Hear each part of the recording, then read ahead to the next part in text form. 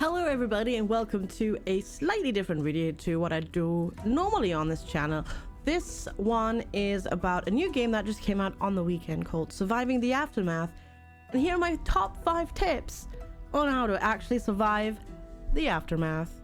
Number 1, hotkeys. The game kind of tells you about them a little bit, but only if you go looking for them. They're not really appearing in tooltips. You have to actually search through the help menu. There are 3 hotkeys that are actually, well, 2 of them are helpful, 1 is just fun. So the first one that you may have missed, because I missed it until somebody mentioned it, is C. C will just center you on your colony again. Very helpful tool if you're trying to look for, you know, metal or plastic to use, and then you're like, oh my god, where's my colony? You just press C and you get centered back on your colony. Fun fact, this also works on the overworld map, so just C to go back to home. The next one, the next hotkey, this is the fun one. This is F7. If you haven't seen F7 yet, F7 is the free cam, and you can go up into space, whee, and you can actually see everything. You can also zoom in actually fairly close. The controls are a bit awkward because you have to like kind of tilt the camera to actually be able to go forward. Otherwise they'll just actually make you go through the terrain and then there's just nothing there. But you can zoom in pretty darn close and look at your colonists, at your scary children colonists and everything else as well. And you know, just have fun with that. It also works in the overworld map, though it doesn't really do that. It just makes you go to space, and that's all. But it's a fun camera. Just press F7 again and it'll just put you back in the normal view. It's just cool if you want to take like a screenshot and you can like zoom in and like get really close, and you know, it's fun. It's fun to use, and that's that. The next hotkey is mostly useful. There are a couple of settings in it that have no explanation with them just yet, so we don't know what they're useful for. But if you're like me and you're playing on, you know, the hardest difficulty map where you only have 10% fertile soil and everything's kind of brown and yucky, F11 is your friend. F11 just pressed once, super lots of squares. Important bit is the green bit. This is fertile soil. So this is where you want your fields. So green is fertile, yellow is just random stuff. This is the most important setting with F11. There are more. There's this, which denominates buildings, free space, and fields, but also, and like, I think purple is just like fields and stockpiles and lumber mills. I don't know. It's really weird. None of these have any explanations with them, so we're just kind of assuming. Then you do it again and it's just greens. No idea what that does. This is pathing and movement speed. So green is where our roads are. So here your colonists are faster. And then you have one where everything is just yellow. No idea what that means. But the fertile fields and the roads are really helpful. Especially the fertile fields if you play on this map, because it's a little bit hard to see. So that'll help you. Number 2. World map combat. So world map combat is actually pretty straightforward. It's just turn-based punching, and you have attack values and you have defense values. Fun fact, or rather important fact, not fun fact, it's an important fact. If you go to help and then look at your specialist skills, it's very important, because a lot of people that I've encountered on Twitch streaming this game think it's not a level, you know, the numbers that you see are just attack values that you do, but that's not true. Everything that you see with the specialist skills is based on levels.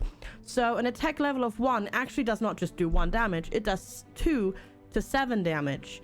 2 does 3 to 8, 3, 4 to 9, and so on and so forth. So even if you've got a level attack 1, and if there's a raider that has defense 5, you can still do damage to them if you're lucky. It's just not quite that likely. Obviously it's more likely to do damage with a level 4 or 5, but so yeah, even if you've got a level 1 specialist out there attacking something, you can still do damage with them. So for example, if we then go to my world map and see who is ready, you are looting. I don't know if I have anybody ready to fight. I don't think I have anybody to fight right now, but as you can see, she has attack 2, but that is attack level 2. It's the same with defense and all of that stuff. And here, these numbers are a bit wonky, but because it says like attack 3 and whatnot, but so they don't actually reflect what you're doing.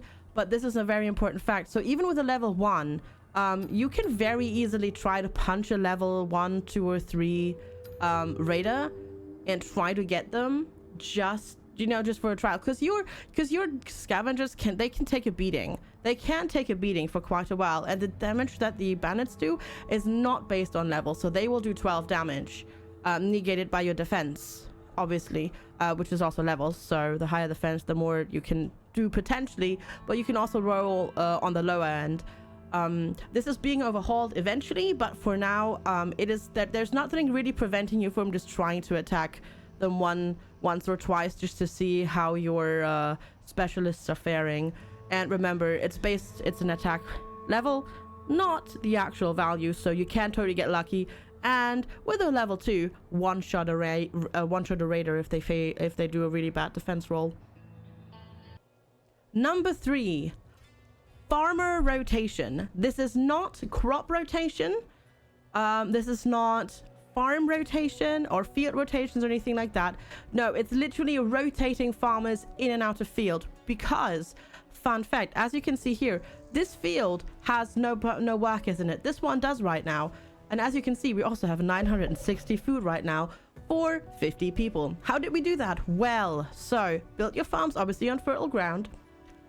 But fun fact, farms do not actually need workers while crops are growing. Yes, you can get rats that chew up a little bit of your stuff, but to be honest, if you do it like this, that is negligible. So you really you don't have to worry about your crops being diminished a little bit.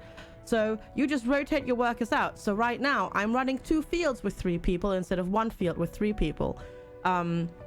So this one is currently just growing, so you just have to keep obviously you have to keep an eye on it, so it's a little bit more involved.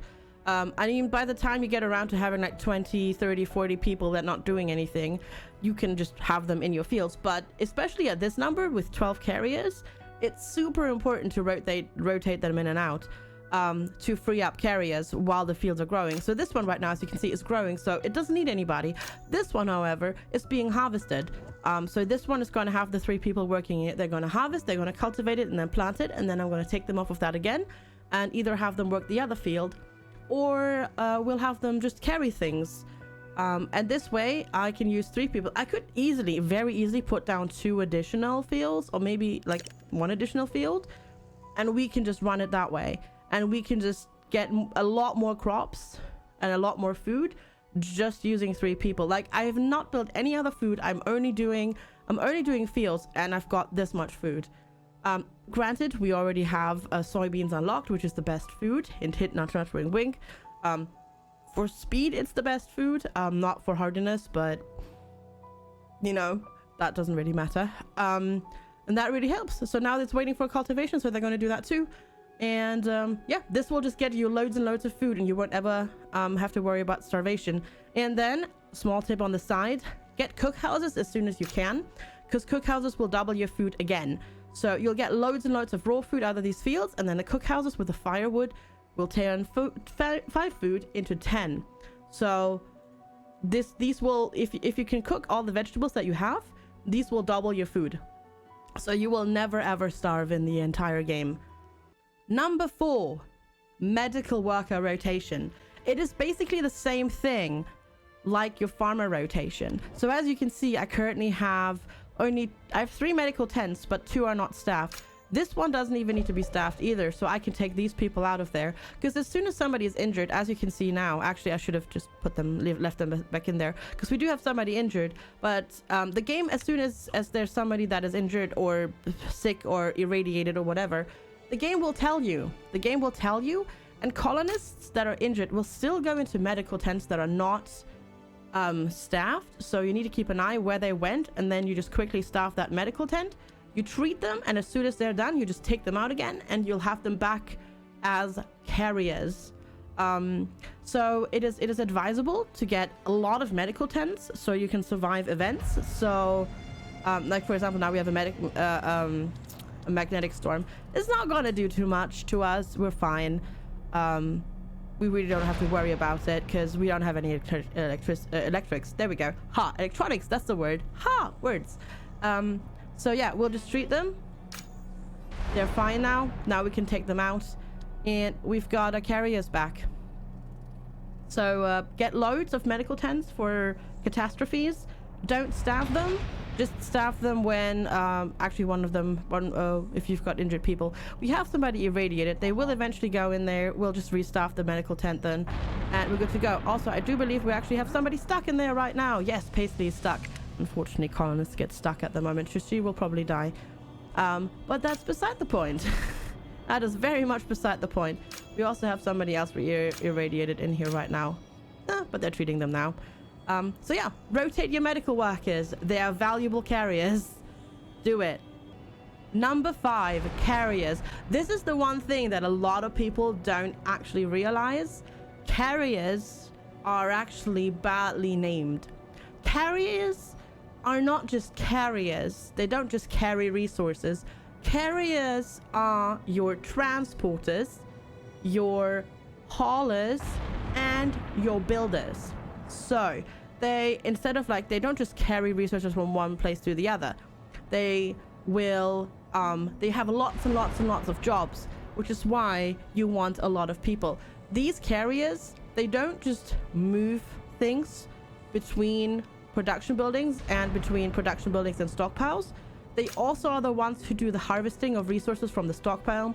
They're the ones who do the harvesting of resources for the food storage. So if you mark these out to, you know, gather stuff out here in the world like this is done by carriers, as well as, and there's the thing, you know, press C as I told you earlier, and they will also move resources around, and they will construct things, and they will move resources to construction buildings or construction sites.